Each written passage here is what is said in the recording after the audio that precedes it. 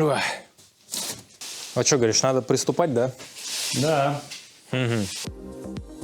Купить и начать использовать хоббийный токарный станок несложно. Сам станок и пара резцов, и вы уже можете выполнять множество операций. Однако, делая реальную деталь, очень обидно спотыкаться об такие банальные вещи, как пазы и точные отверстия, которые обычно делаются фрезеровкой. Их можно сделать болгаркой или дремелем, но похабить красивую деталь ручным инструментом очень обидно, если вы, конечно, не Игорь Негода. А покупка фрезера совсем непростое решение. К станку нужно много дорогой оснастки, а функционал и мощность хоббийного фрезера оставляют желать лучшего. Вот поэтому мы ничего и не делали, и просто чего-то ждали, пока наш друг и товарищ не решил взять риск на себя и купить это. Короче, волшебная машина всего. Это может быть лобзик, токарник, фрезер, шлифовалка, сверлилка, а также, в принципе, все остальное, что можно придумать и скомбинировать. Прямо сейчас! Не переключайтесь!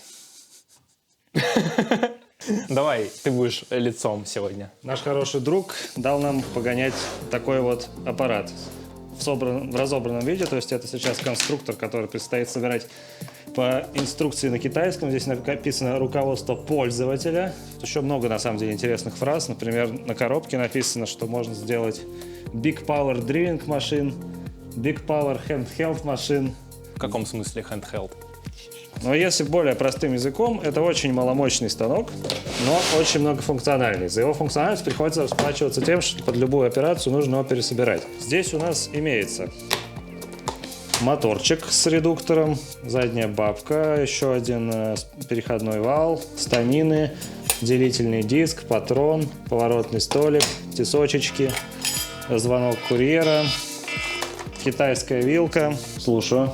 Ваш заказ опаздывает. Нам так жаль.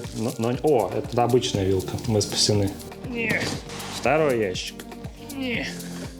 Здесь у нас на самом деле огромное количество подач.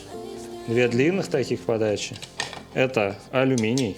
Это пластиковые заглушки. Это алюминий. В принципе, оно не люфтит особо, прежде чем начинается движение. Я считаю, для китайца без какой-то доводки это вполне нормально, и с этим можно работать. Плюс есть две вот такие еще маленькие подачки. Здесь люфта почти нет. Очень смешные ключи. Disproportioned.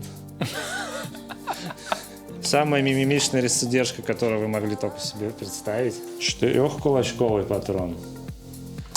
Так, а в третьем ящике оснастка, в основном крепежи, диск с инструкциями. Ну, хоть у нас есть хотя бы DVD, чтобы его посмотреть.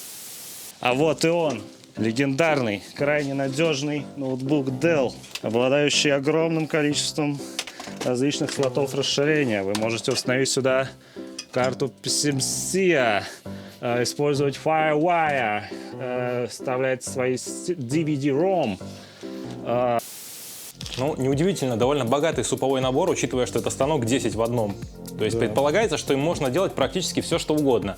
В очень мимишных, мизерных масштабах. Ну, винтики, шпунтики, вот это вот штанга для того, чтобы лобзик сделал стационарный. Мы попробуем его собрать и посмотреть, может ли он грызть пластик и там алюминий. Я хочу из всех возможных конфигураций, а тут их очень много, то есть их больше, чем на коробке, собрать просто фрезер. Тут есть горизонтальный фрезер, вот такой упоротый. Я хочу просто фрезер. Ну, да. Типа широкоуниверсальные их называют, с поворачивающейся пинолью, по-моему. Ну, вот это не поворачивается, но можно, в принципе, сделать, чтобы поворачивалось. Деталей тут для этого хватит. Что нам вообще понадобится? Нам понадобится малая палка. Да нам все палки, походу, понадобятся из этих-то. Палки, это, я так понимаю, просто алюминиевый профиль с заглушками. Да. Похоже на какой-нибудь, знаете, собери завод или типа того. Берем маленькую хрень. Так, они у нас крепятся следующим образом. Это тоже клинышки, на которые будут закрепляться другие элементы, но, скорее всего, они будут дополнительно стягиваться. Мы в них закручиваем болтики, заводим пазы, ставим в нее другую пластину и все это просто закручиваем. Естественно, наверное, все это будет поначалу жутко кривым. Возьмите угольник такого кривого. Ну вот он, опять, значит, такую штуку берем. Только в этот раз мы заводим ее просто сюда и сюда.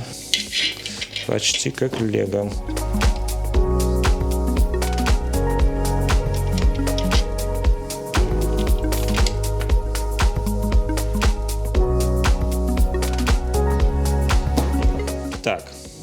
Мы прошли целую одну страницу данного руководства. Берем мотор, берем один этот супер расклин, берем один столик. Столик был где-то в начале, где объяснялось, как собирать комбинации с такой хрени с вот этим вот. По сути. Ее просто нужно сделать. Или нет. Или да. Да, они ожидают, что мы эти штуки уже в сборе представим, походу. Ну, давайте так и сделаем. Расскажи свои ощущения от инструкции. Она в картинках, как комикс, честно говоря, вообще пока не вызывает проблем никаких. Ну, в ней нету неудобного содержания, неудобной навигации. Я сейчас не ориентируюсь, потому что я ее всю дома пролистал. Там не так много именно текста. Там, где он есть, смысл понять можно. Но текст очень смешной, естественно. У меня такое ощущение, что просто у этой штуки не та резьба. Ну, блин, она реально не та. Нет, ну, точно не подходит. Написано, что это одинаковые ручки.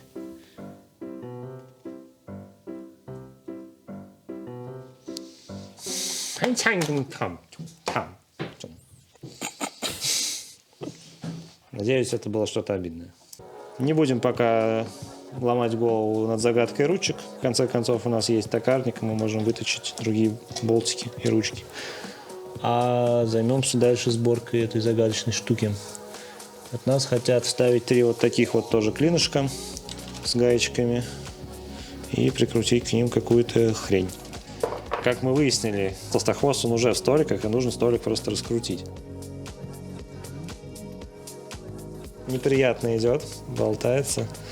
Вот ходуном немного ходит, придется подстраивать вот эти вот болтики, которые есть, как и на нормальных станках. Так, нам нужно таких одну.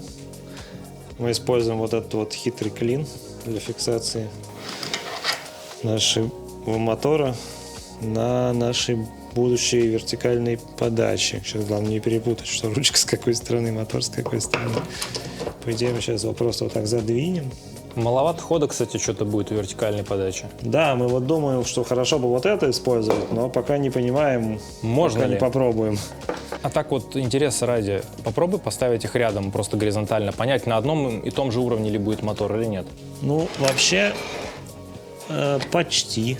Почти. Ну, посмотрим, может быть, потом придет в голову какая-то модификация. И смотрите, какая хуйня. Видео про нее, скорее всего, выйдет очень не скоро. Она прикольно звучит. Так, типа низко прям, ух. Вот так низко. Так низко. Это так низко. А вилка у меня в руках, потому что мы сейчас будем кушать. Ну, в общем-то, мы уже кушаем. Прикинь, короче, сейчас собираем, делаем проход, и у нас получается зеркало. Прям, вот такая поверхность. Но я к этому не готов, честно говоря. Вообще не верится. Абсолютно. Это будет для меня удивлением. Царапает. Угу. А так, интересно, а чем мне держаться шпинель, когда я закручиваю фрезу? Вот так, за ремень.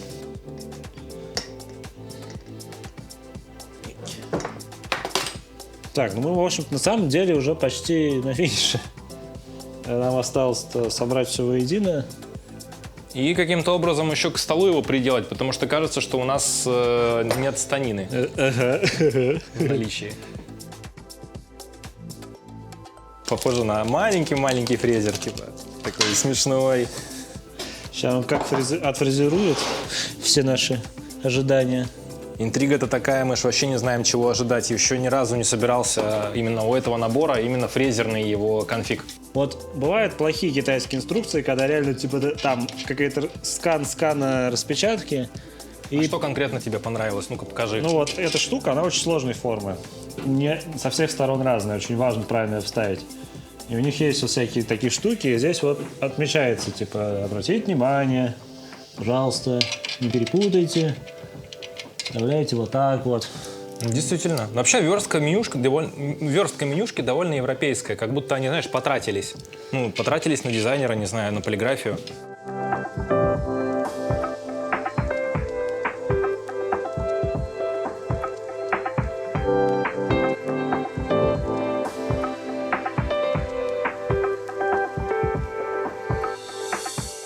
Так, ну оно вот в принципе есть, правда, вот оно немножечко неустойчивое. То есть это сейчас не совсем в одной плоскости. Вот это, конечно, не прикольно. Ну, возможно, если заморочиться, получится зацепить. Я пока не очень понимаю, как. То есть тут вот ступенечка. Ну ладно, продолжаем. Так, дальше нам нужно, собственно, башку надеть на один такой расклин. Спасибо тебе, безымянный дед. Даже знать не знаем имени твоего, но подарил ты нам великие блага. И вот одно из них. Тяжелая пиздец.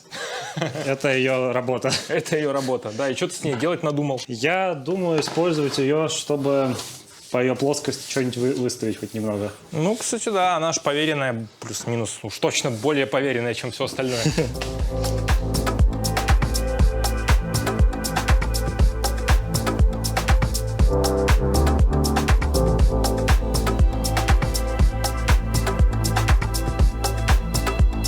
Вот так поставим.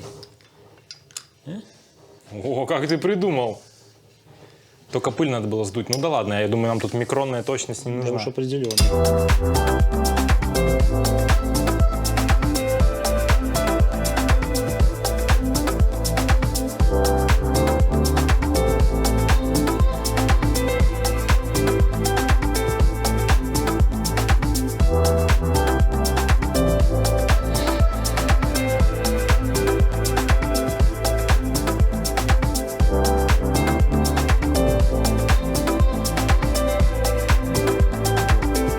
Ё-моё!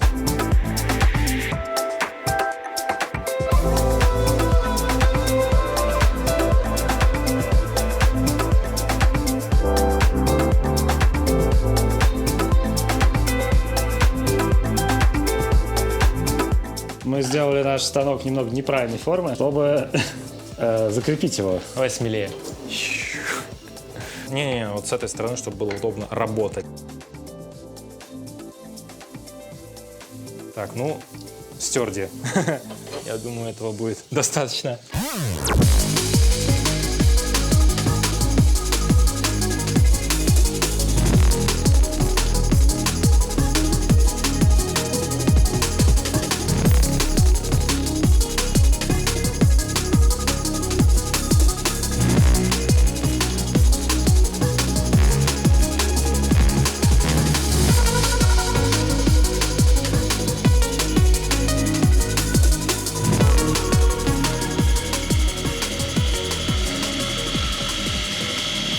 Вот это уже нормально идет.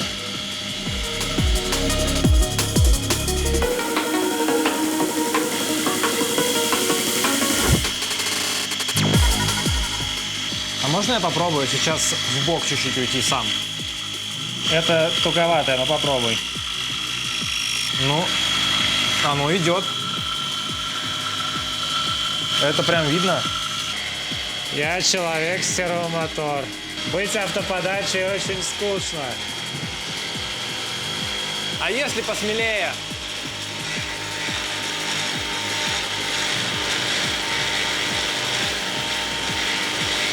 На заглубление.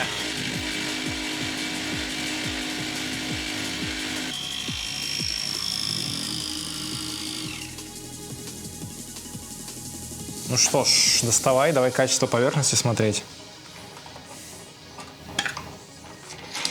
Вообще, как бы, ну, вообще нормально, не дурно. Более чем, особенно заглубление качественное. Ну, этого достаточно. Да, очень долго. Капец, как долго. Очень маленький съем. Это вам не вот это вот все. Но паз сделать можно. Прорезь сделать можно. Гайку сделать можно.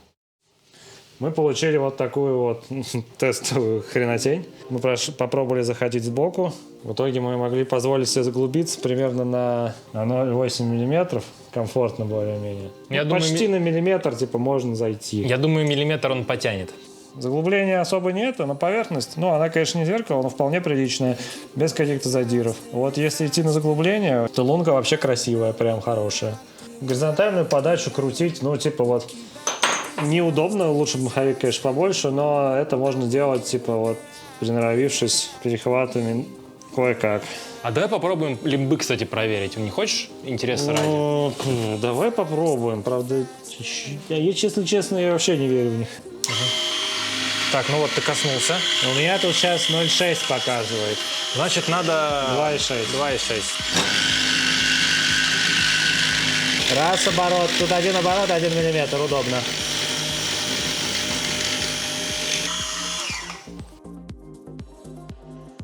Ну что ж, как тебе качество отверстия вообще? Отлично, если честно. Обнуляемся, проверяем. Ну, да. Да. Это Китайские 2 миллиметра. китайские 2 миллиметра, да. Далеко не 2, отнюдь не 2. Ну что ж, да проверять надо, видимо, как-то. И я даже не знаю, что вообще делать с этим. Ставить сюда линейки кастомные, чтобы... На глаз, конечно, иногда достаточно работы выполнять, но вот типа для работ на глаз он подходит. Честно говоря, то, что мне обычно нужно на глаз, я бы сделал. Этот маленький станочек может доводить до ума мелкие детали, и что-то на глаз на нем можно делать.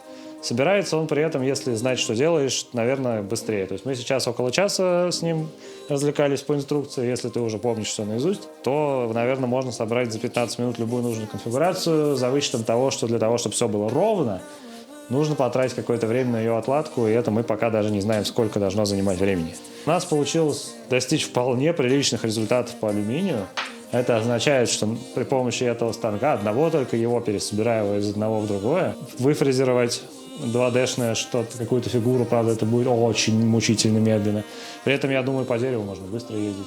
Классная вещь, на самом деле, за такие копейки, честно говоря. То есть, вот, насколько мне известно, там до недавних событий этот набор стоил 60 тысяч рублей. Ну, то есть где-то 800 баксов. Да, набор, при помощи которого можно из алюминия сделать, честно говоря, практически что угодно. Вообще надо все-таки, конечно, давать давать себе отчет в том, что станок даже, не знаю, не то чтобы хоббийный, а скорее... Обучающий. Прикольный, да. Он больше. называется Learning Machine, что-то там. То есть он обучает металлообработке, позволяет понять, что вам нужно, как это делать. Его основной недостаток в том, что вы можете сделать из алюминия что угодно, но это будет очень долго. И это нам позволяет интегрировать данную рекламную интеграцию, чтобы мы могли приобрести у наших партнеров несколько цветов плюмбусов. Зеленый плюмбус, синий плюмбус и красный плюмбус. Понимаете, чтобы плюмбус хорошо вписался в ваш домашний уют, вам нужно приобрести также 4 блюпуса. Блюпусы можно купить налево и направо. Поэтому я не могу придумать текст на ходу, потому что здесь особо не о чем подумать. Но, понимаете, главное, подписывайтесь на наш канал, ставьте лайки, пишите комментарии, потому что иначе у нас не будет денег.